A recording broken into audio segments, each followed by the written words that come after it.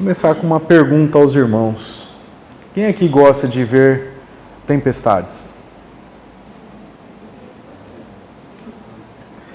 Só que há algo muito inspirador nas tempestades. Vamos ver por um outro lado.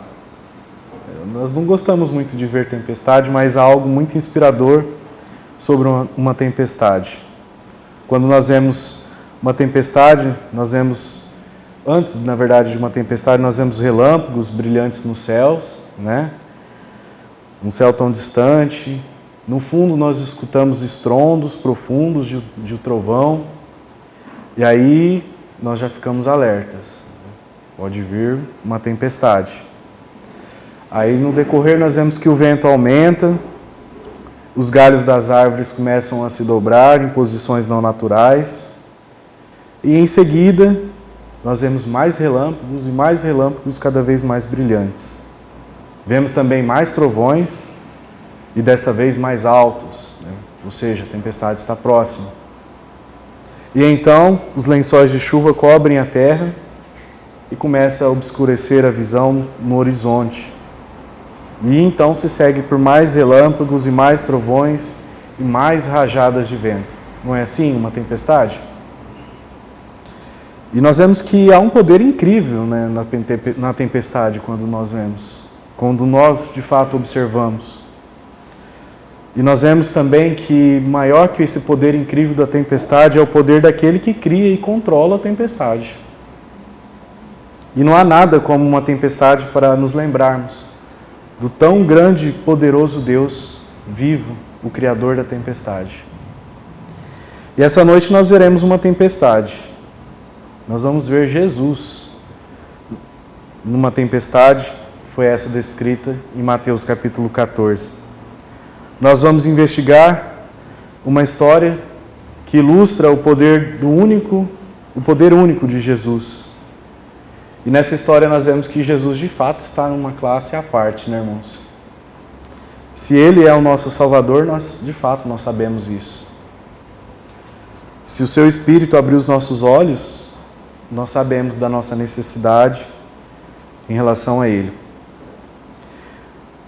E interessante também é vermos que, por mais que a gente observe todo esse grande poder, levará mais de uma eternidade para nós conhecermos e entendermos quão grande de fato Ele é.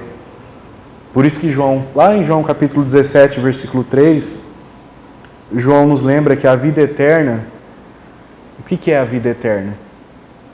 É conhecer a Deus e conhecer aquele que Ele enviou, Jesus Cristo.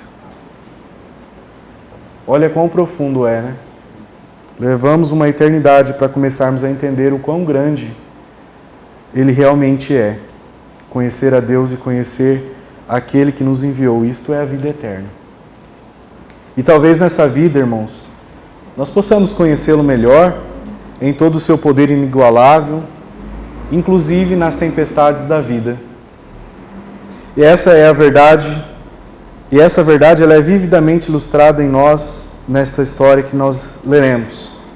É o relato de uma das duas vezes em que Jesus andou sobre as águas. É uma história maravilhosa de fato. Uma história cheia de implicações práticas para nós.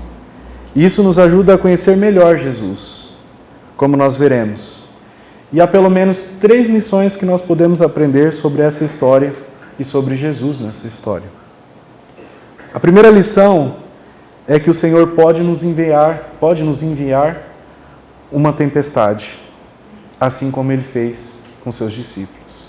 O Senhor pode nos enviar uma tempestade da mesma forma que Ele fez com os discípulos. Então nossa história começa no versículo 22.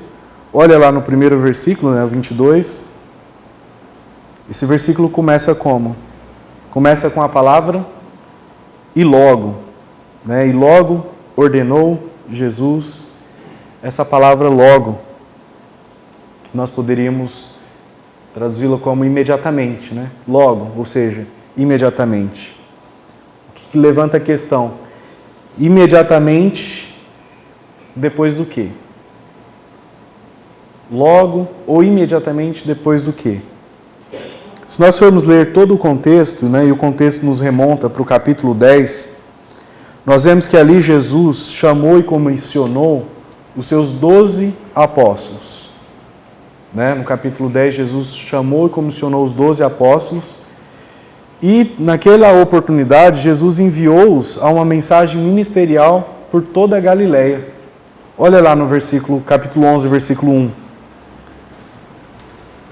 Mateus capítulo 11, versículo 1. E aconteceu que, acabando Jesus de dar instrução aos seus 12 discípulos, partiu dali a ensinar e a pregar nas cidades deles, né, na Galileia. E como resultado dessa turnê que Jesus começara a fazer, aconteceram duas coisas. Como resultado deste ministério. Primeiro, nós vemos que a popularidade de Jesus começou a aumentar. A popularidade de Jesus começou a aumentar. As pessoas comuns faziam o quê? Corriam atrás de Jesus. As pessoas comuns começaram a correr atrás de Jesus. Mas em segundo lugar, nós vemos que a oposição a Jesus também aumentou. Da mesma forma que as pessoas corriam atrás de Jesus, nós vemos também que a oposição aumentou. Os líderes religiosos o odiavam e procuravam desacreditá-lo perante a multidão. Além disso, né, o rei Herodes matou João Batista, o precursor de Jesus, e a notícia foi transmitida inclusive a Jesus. Olha lá em Mateus capítulo 14, versículo 12. Mateus capítulo 14, versículo 12. E chegaram seus discípulos e levaram o corpo e o sepultaram e foram anunciá-los a Jesus. Então, nesse ponto, Jesus pegou os 12 e dirigiu-se de barco para um lugar solitário a nordeste do Mar da Galileia. Lucas registra isso melhor. Olha lá em Lucas capítulo 9, versículo 10. E regressando os apóstolos, contaram-lhe tudo o que tinha feito. E tomando-os consigo, retirou-se para um lugar deserto de uma cidade chamada Betsaida. Mas, né, apesar de Jesus ter pego esse barco e ter levado os 12 para esse lugar solitário, acabou, na verdade, por ser tudo menos solitário. Acabou por ser tudo menos solitário. Jesus não conseguiu ficar solitário com seus discípulos ali. Uma multidão de 5.000 homens, mulheres e crianças interrompeu essa fuga planejada de Jesus. Olha lá em Mateus capítulo 14, versículo 14. E Jesus, no versículo 14, saindo, viu uma grande multidão e, possuindo de íntima compaixão para com ela, curou os seus enfermos. Quando Jesus ele viu a multidão, ele teve compaixão da multidão, curou os seus enfermos e falou-lhes do reino de Deus. Lucas capítulo 9, versículo 11. E sabendo a multidão, o seguiu, e ele os recebeu e falava-lhes do reino de Deus. E saravam os que necessitavam de cura. Então, nós vemos que Jesus também os alimentou, multiplicando 5 pães e 2 peixes, um verdadeiro banquete gourmet, né? Uma vívida antecipação do que ele faria, inclusive do seu reino messiânico. Os discípulos recolheram as sobras, 12 cestos cheios, um para cada um deles. E logo depois, naquele evento, Jesus fez algo de maneira muito urgente. E é a primeira das 4 cenas que nós veremos nesta história. Nós vemos então no versículo 22 que Jesus logo ordenou que seus discípulos entrassem no barco e fosse adiante para o outro lado, enquanto despedia a multidão, no versículo 22. Então vemos aqui que Jesus, ele ordenou que os seus discípulos partissem. Jesus ordenou que os seus discípulos partissem. E esse verbo é um verbo forte, né? Jesus estava mandando eles entrarem no barco e partir. significa então que ele estava exigindo com autoridade superior aos seus discípulos. E aqui eu chamo a atenção, né? Você tem a ideia de que Jesus, ele queria se livrar dos 12, pelo menos tirá-los dessa cena? E de fato, assim ele fez, assim ele procedeu. E por quê? Mateus, ele não nos dá detalhes sobre um detalhe que João incluiu em seu relato. Olha lá em João capítulo 6, versículo 14 e 15. O detalhe que João dá. Vendo, pois, aqueles homens o milagre que Jesus tinha feito, diziam: este é verdadeiramente o profeta que deveria vir ao mundo. Sabendo, pois, Jesus que havia de vir arrebatá-lo para o fazerem rei, tornou a retirar-se ele só para o monte. Então João nos conta os efeitos do milagre, né? Os efeitos que o milagre dos pães e peixes teve sobre a multidão. Depois que as pessoas viram o sinal milagroso que Jesus fez, elas começaram a dizer: certamente este é o profeta que havia de vir ao mundo. E Jesus, sabendo que eles pretendiam vir fazê-lo rei à força, retirou-se novamente para uma montanha sozinho. E a multidão tentava forçar a mão de Jesus cada vez mais. Eles queriam um rei, só que eles queriam o seu tipo de rei. O rei que eles queriam era o rei que possivelmente eliminaria os romanos, encheria suas barrigas e lhes traria prosperidade econômica. Era esse rei que as pessoas queriam. Amigos e irmãos, Jesus, ele é um rei. Mas ele não é um rei como, por exemplo, um gênio da garrafa que realiza desejos. Ele não veio para satisfazer os desejos egocêntricos dos pecadores. Ele veio para resgatar os pecadores dos seus desejos egocêntricos. Completamente diferente. Ele não veio satisfazer os desejos. Ele veio para nos resgatar dos desejos egocêntricos. Mas a multidão não entendeu isso. A multidão não entendia. E o que era pior, aparentemente, os discípulos de Jesus também não entenderam. E parece que eles também foram sugados pelo frenesi da multidão. E então, Jesus os obrigou a ir. O que é irônico é que ele lhes disse para ir de barco para o outro lado. E João 6,17 identifica o destino como Cafarnaum, a cidade de Cafarnaum. E entrando no barco, olha lá em João 6,17, e entrando no barco, atravessaram o mar em direção a Cafarnaum. E era já escuro, e ainda Jesus não tinha chegado ao pé deles. Só que nós vemos que, se nós formos ler anteriormente ao que Jesus havia mandado, eles tinham acabado de chegar daquela cidade pela manhã. E Jesus mandou eles retornar. O plano de fuga não funcionou. Ou funcionou?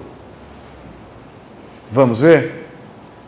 Olha no versículo 23, na parte A.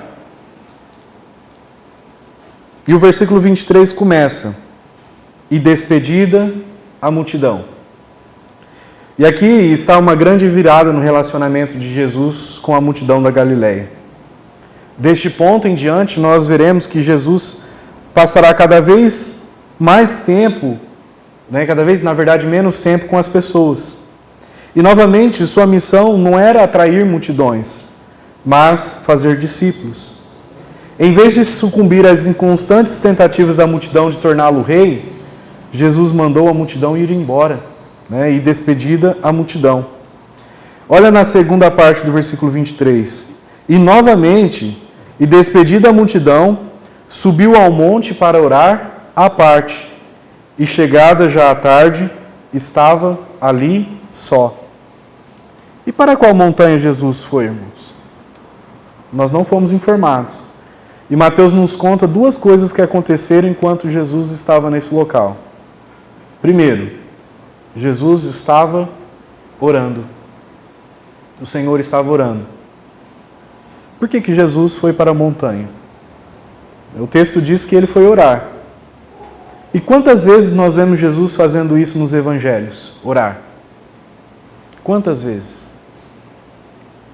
Ele, por exemplo, orou em seu batismo. Olha lá em Lucas capítulo 3, versículo 21. E aconteceu que, como todo o povo se batizava, sendo batizado também Jesus, orando ele, o céu abriu. Ele orou para começar o dia. Olha lá em Marcos capítulo 1, versículo 35. E levantando-se de manhã, muito cedo, fazendo ainda escuro, saiu e foi para um lugar deserto e ali orava. Antes de chamar os 12, ele passou a noite inteira em oração. Lucas capítulo 6, versículo 12. E aconteceu que naqueles dias subiu ao monte a orar e passou a noite em oração.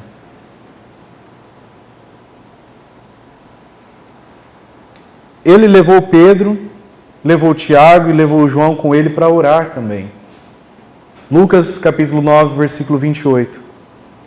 E aconteceu que quase 8 dias depois destas palavras, tomou consigo Pedro, a João e a Tiago e subiu ao monte a orar. E foi a prática regular da oração, inclusive que levou seus discípulos a pedir-lhe para que ele os ensinasse a orar. Lucas capítulo 11, versículo 1. E aconteceu que, estando ele a orar num certo lugar, quando acabou, ele lhe disse um dos seus discípulos, Senhor, ensina-nos a orar, como também João ensinou aos seus discípulos. E também em João 17 nós vemos a oração sacerdotal de Jesus. O registro, então, irmãos, bíblico, é claro, Jesus orou muito. Jesus orou muito. Na verdade, Lucas diz, em Lucas 5,16, ele, porém, retirava-se para os desertos e ali orava. E essa afirmação, irmãos, nos convence? Se ficar a sós com Deus era importante para o Filho perfeito de Deus, nós podemos fazer menos do que isso, irmãos?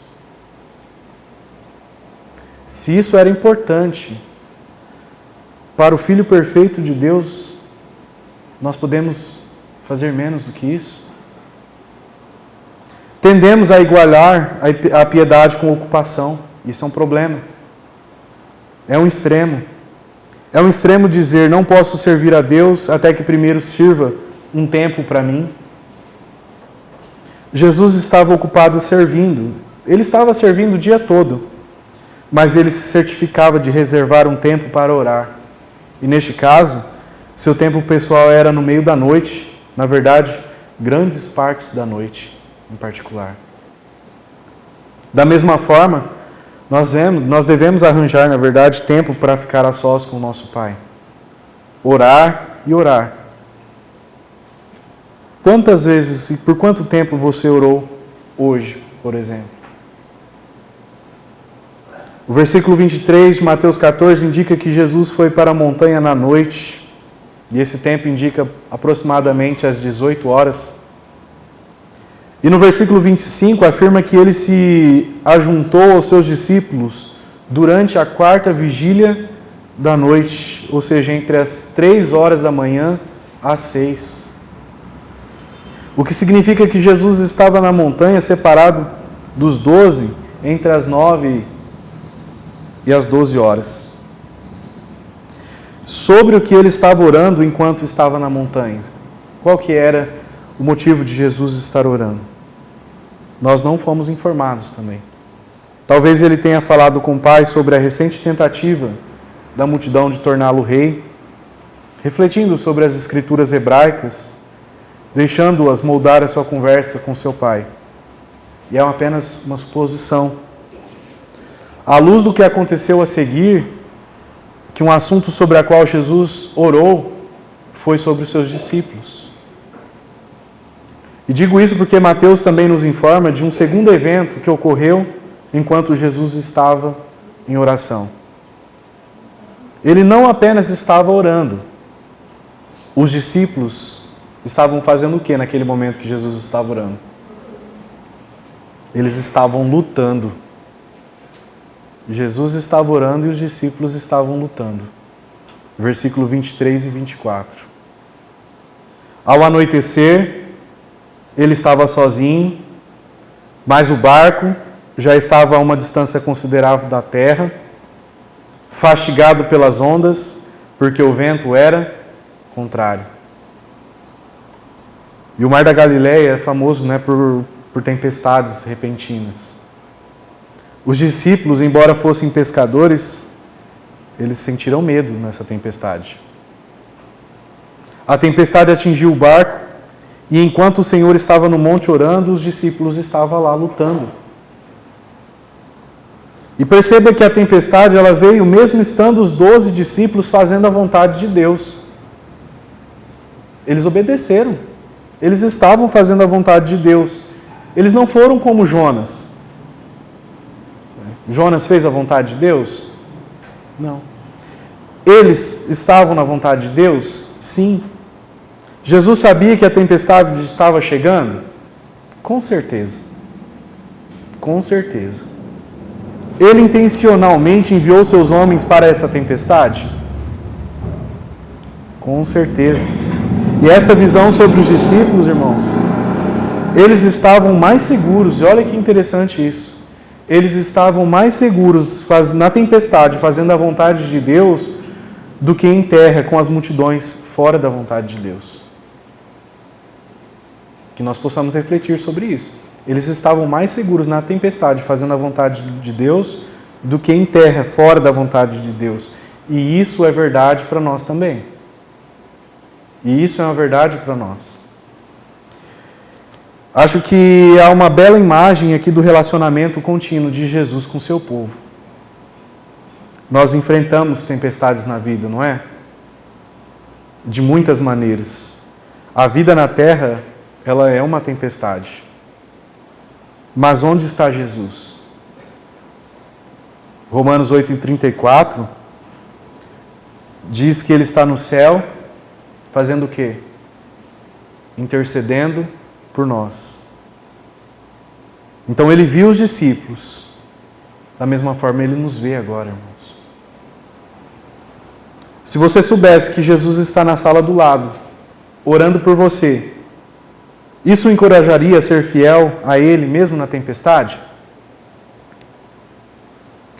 A verdade é que nós estamos numa posição melhor do que essa. Se você é um crente em Jesus Cristo, o seu espírito, o Espírito de Cristo vive em você, vive em nós. Ele conhece a nossa necessidade e Ele está no controle da situação.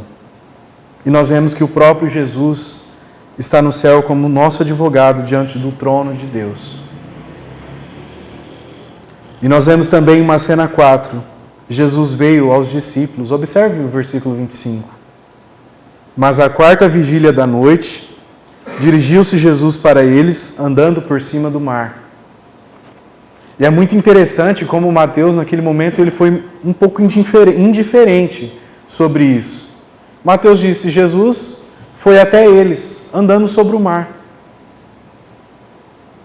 E a propósito, pararam para pensar, Jesus estava andando sobre o mar no meio da tempestade.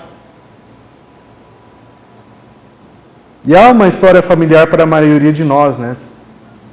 Mas responda a pergunta, por que Jesus fez isso? Nós ouvimos muitas vezes essa história, este fato. Mas por que Jesus fez isso? Por que Ele andou sobre as águas? Nós vemos que o Mateus estava lá, ele estava registrando essa história. Ele viu tudo aquilo de primeira mão. Mas novamente eu pergunto, por quê? Ele nos salva da nossa loucura. Ele não nos deixa lá. Ele nos salva para que então depois Ele possa nos mudar. E esta não seria a última tempestade que Pedro e os discípulos enfrentariam na vida. E Jesus sabia disso. Ele sabia que os seus seguidores enfrentariam muitas tempestades em suas famílias, em seus ministérios. E eles precisavam de algo mais importante do que segurança. Eles precisavam aprender duas verdades. A primeira é que o Senhor usa as tempestades para nos ensinar como somos necessitados. E em segundo lugar, o Senhor usa as tempestades para nos ensinar como Ele é suficiente para nós. Volte os seus olhos para Jesus, olhe bem em sua face maravilhosa, e as coisas da terra se tornarão estranhamente obscuras à luz da sua glória e graça. O Senhor, irmãos, pode nos enviar uma tempestade. E em segundo lugar, o Senhor pode nos ensinar durante a tempestade.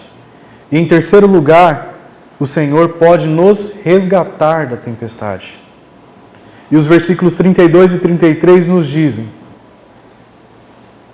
E quando subiram para o barco, acalmou o vento, e então aproximaram-se os que estavam no barco e adoraram-no, dizendo: És verdadeiramente o Filho de Deus. O que nós vemos então? Que Jesus levou seus discípulos para a tempestade para que pudesse ensiná-los durante essa tempestade e eventualmente resgatá-los da tempestade. Mas a verdade é que o clímax dessa história não é a tempestade. Também não é o que aconteceu com Pedro. Pelo contrário, é o que aconteceu dentro do barco. O mais importante é o que aconteceu dentro do barco. E é esta confissão que os discípulos fizeram a Jesus. Os discípulos deixaram duas coisas claras sobre Jesus: que Ele é poderoso. No momento em que Jesus e Pedro subiram no barco, a tempestade parou. E isso sim é poder, não é, irmãos? Isso coloca Jesus em uma classe, novamente, totalmente à parte. Quem mais pode parar uma tempestade apenas falando? E vemos também que Jesus é digno de adoração. Na presença de alguém tão poderoso, o instinto, resposta dos discípulos foi o quê? Foi adorar a Jesus. Adorar, mas eles estavam em um barco, adorar em um barco. Sim, irmãos, eles adoraram a Jesus sem banda, sem louvor, sem nada. Eles adoraram Jesus no barco. Adoração é simplesmente responder com a devida reverência ao Deus vivo. E nós, temos feito isso em nossas vidas? É o que Jesus merece. O Senhor, Ele é especialista em usar as tempestades para mostrar às pessoas quão grande Ele é. E a implicação que nós vemos dessa história, à luz do que nós vimos hoje, o resultado final é que Jesus está em uma classe sozinho. Ele é um grande Salvador. A verdade é que Ele suportou a maior tempestade de todas. E Ele fez isso por nós. Na cruz, Ele enfrentou e sentiu a fúria do julgamento de Deus. E por quê? Porque Ele escolheu pagar a pena pelo pecado que nós merecíamos receber. Ele tomou a ira de Deus em nosso lugar, de modo que agora, pela simples fé nele, não precisamos mais fazer isso. Pela graça sois salvos. E isso por meio da fé. Não vem de vós, é dom de Deus. Não vem das obras, para que ninguém se glorie. E é por isso que Ele é digno de adoração. É por isso que nosso Senhor, Ele é digno de adoração. Não apenas por causa do seu poder, mas por causa do seu incrível amor. Ele deu a vida por nós. E a pergunta que faço a você, meu amigo, essa noite é: você já entregou a sua vida a Ele? Se não, por que não agora? Por que não agora? Se não houvesse tempestade, nunca saberíamos quão grande Ele é. Sim, o Senhor pode nos enviar uma tempestade. Ele pode nos ensinar através desta tempestade. Mas não desanime. O Senhor, Ele pode nos resgatar dessa tempestade e no final das contas, Ele faz isso pelos seus filhos. Você está enfrentando uma tempestade agora? Seja encorajado. Ele sabe disso. Ele vê você neste barco. E Ele está intercedendo por você. Ele está usando isso agora para te mostrar quão grande e quão suficiente Ele é. Amém? Que Deus nos abençoe, irmãos.